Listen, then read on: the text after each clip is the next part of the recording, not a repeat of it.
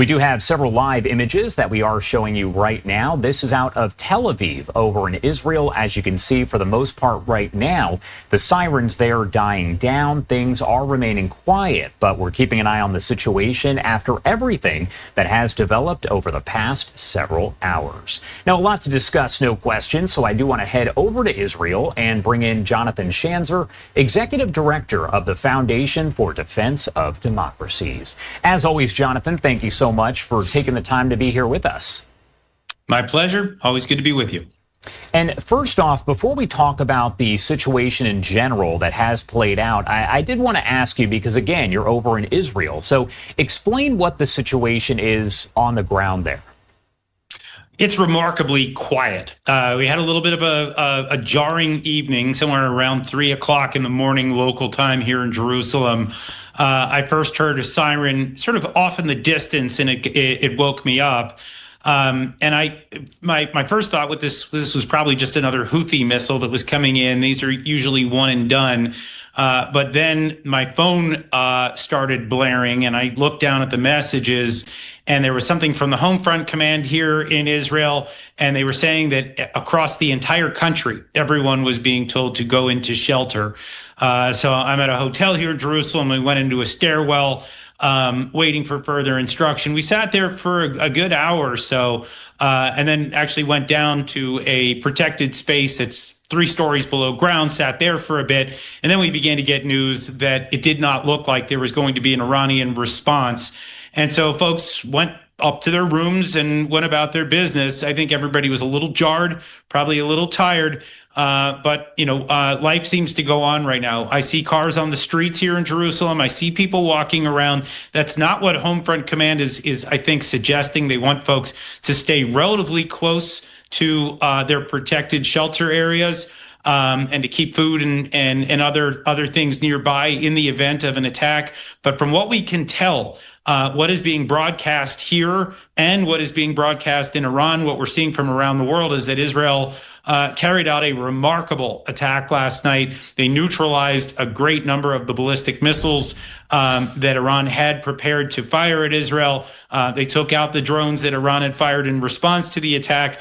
But I think most importantly, from the Israeli perspective, they appeared to have thwarted a nuclear breakout. In other words, it appears that Iran may have decided that, as talks with Donald Trump and Stephen Witkoff, that as those talks started to stall, that this was their time to break out for a bomb. And that was something that the Israelis were never going to let happen. They've been vowing to stop that for 15 years. And it looks like last night they put their money where their mouths have been. And that is that's the story now. Perhaps the only thing I could add is that there are a number of senior leaders of the Iranian military, of the Islamic Revolutionary Guard Corps, that have been eliminated as well. So there was a decapitation strike that took place as well.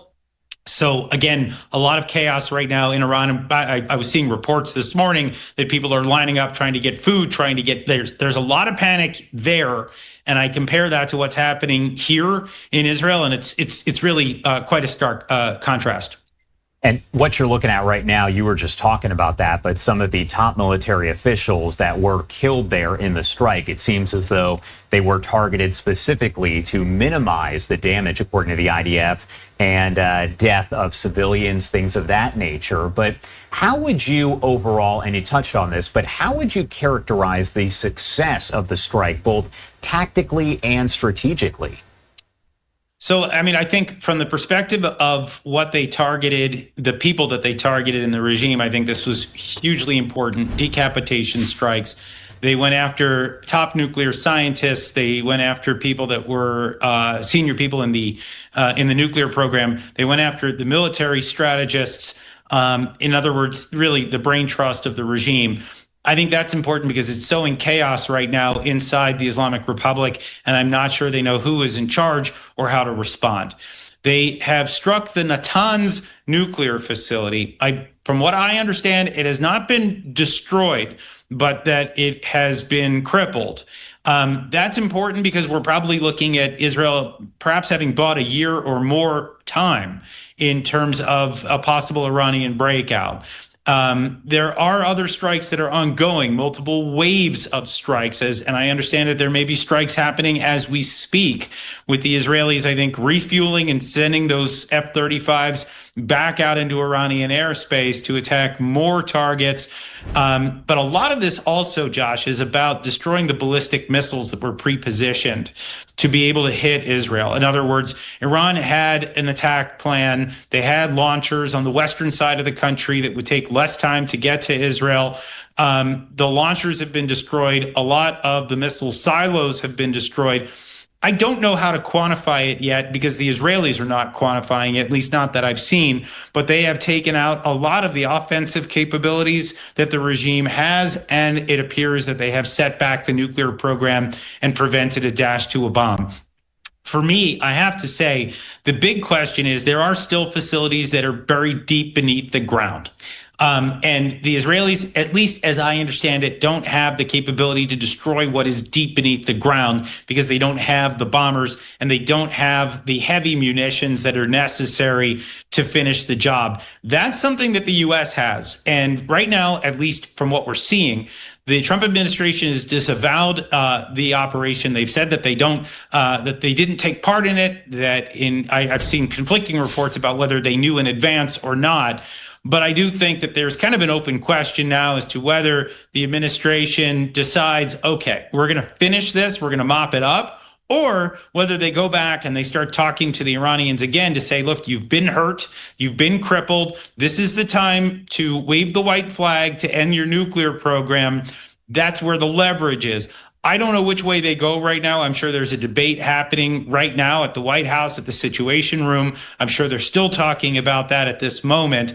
But in the meantime, the nuclear talks that were scheduled on Sunday in Oman between the U.S. and Iran, they've been canceled, not a surprise. And everything seems to be in suspension while the Israelis continue their work from the air. One thing that's interesting, you touched on this here, President Trump, his administration, the U.S. in general, there are kind of conflicting reports as to whether they did know in advance that this was going to happen. We also know at 11 a.m. Eastern time, that is when we expect President Trump to meet there with the National Security Council. Obviously, classified information going to be discussed. Cameras not allowed inside. It is a closed-door meeting. But how significant is it to see President Trump meeting with the National Security Council on this just hours after the attack? What does that say? Well, I mean, it says that we're at a potential crisis, right? I mean, the Iranians, I think, fully believe that that the U.S. was complicit in some way. And let's be clear. I mean, the Israelis are using American munitions. They're using American platforms. And we all know that the Israelis coordinate very closely in terms of intelligence. I'm sure that whatever the Israelis saw in terms of a possible Iranian breakout, they shared it with the United States. The U.S. was probably able to confirm it. I heard rumblings here that they didn't get into specifics with me, and probably for good reason, but they said that something had happened recently that had caused significant concern in both systems, in both the U.S. and Israeli systems. So, I think we now know probably what that is. They were speaking very euphemistically. Now I think we probably have a better sense. But I do think there is an open question for the Trump administration about how much they want to get involved. We continue to hear from at least certain individuals inside the administration that they want to keep their powder dry for a possible confrontation with China, that Middle East conflicts seem like a diversion of resources or a distraction.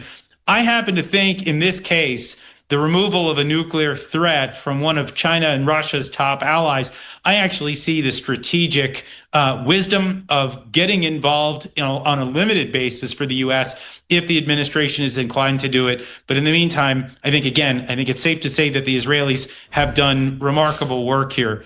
The only other thing that I might add, Josh, about this is, as we understand it, the Israelis were able to assemble a forward base of operatives with drones, and that those drones were apparently involved in the targeting of some of these top officials and some of these nuclear sites and some of these military sites.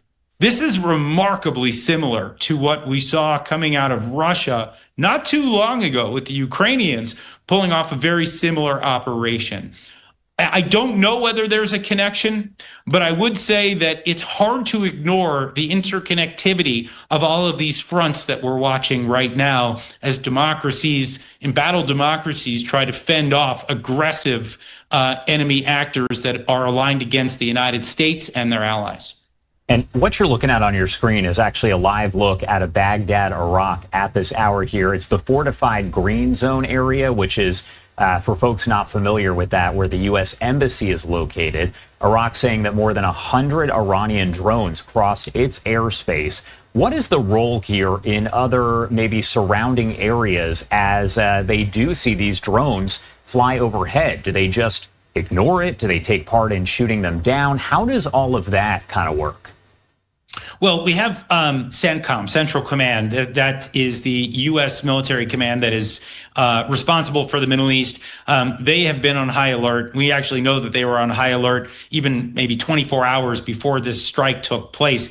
You may recall that there were orders that were handed down to all of the surrounding bases in the region, and all of the embassies were officials were told to stay near a shelter, to have food and water prepared, that there were potential activities or threats that were coming. We didn't know what they were, but apparently the U.S. had some inkling of it. CENTCOM was undoubtedly involved in spreading that alert around the region.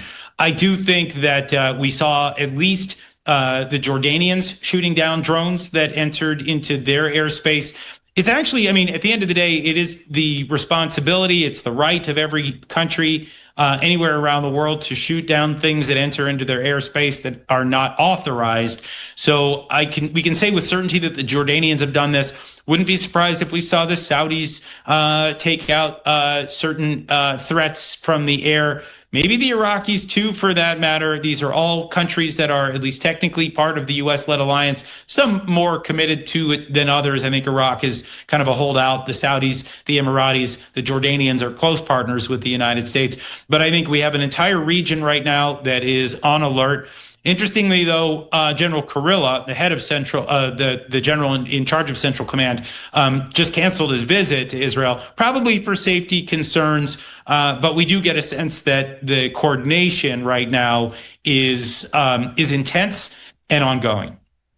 All right. Jonathan Schanzer there at the Foundation for Defense of Democracies. As always, thank you so much for taking the time to join us. Anything else you want to add about any of this before I let you go? Yeah, maybe I'll just say this. This was so predictable. In fact, you could have predicted it 15 years ago. The Iranian regime has continued to test its limits with the international community, but also with Israel, and probably specifically with Israel, because they have called for Israel's destruction repeatedly. They have armed proxies all around Israel's borders. And they have waged an asymmetric war against Israel, and they've never paid a significant price. After October 7th, Hamas, of course, is an Iranian proxy. They drew blood, and then we began to see attacks from Hezbollah, from Shiite militias in Iraq and Syria, from the Houthis in Yemen. All of these actors are Iran-backed, every one of them. And so the Israelis had no doubt in their mind that the Iranians were behind the war that has now been raging for 600 days. There were a few tussles between the Iranian regime and Israel, one back in April of last year, and then again in October, where the Iranians attacked Israel, and then the Israelis responded in kind.